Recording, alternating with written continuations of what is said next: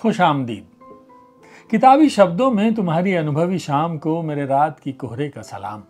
कभी कभी सोचती हूं तुम होते तो कितना अच्छा होता, क्योंकि मेरे तो पतझड़ में भी सावन होते हैं। तुम क्या जानो, जब जेठ की दोपहरिया में तुम्हारी याद ऐसे आती है जैसे बसंत मेरी दहलीज पर आकर दरवाजा खटखटा रहा हो। जानते हो, ऐसा लगता है तुम्हारे जाने के बाद मौसमों ने अपना मिजाज बदल लिया है। अब धूप भी ठंडी लगती है और बरसात में भी एक सुलगती सी तन्हाई घुली रहती है।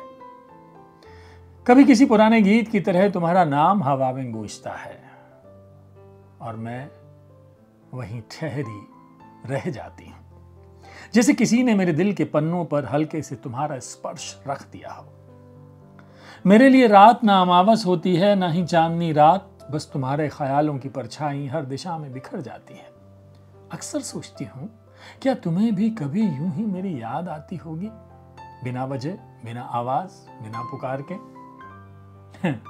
कभी तुम्हारी हंसी याद आती है तो लगता है जैसे सारी दुनिया उस एक मुस्कान में सिमट आई हो, और कभी तुम्हारी आंखों का सन्नाटा याद आता है तो दिल के भीतर कोई सागर उमड़ने लगता है।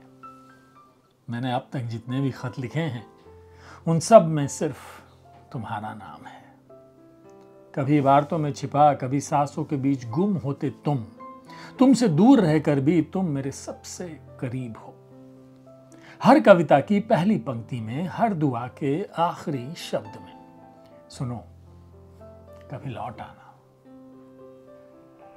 बिना किसी वजह, बिना किसी सफाई के, सिर्फ इसलिए कि मेरे शब्द अब राह तकते हैं।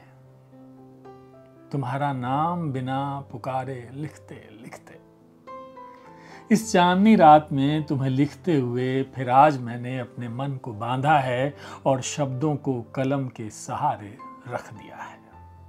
तुम्हारी हमेशा की तरह, कनिका कनक। समझ गए होंगे आप, ये कनिका कनक है। कितना प्यारा खत लिखती है ना ये। चलिए ना, इश्क।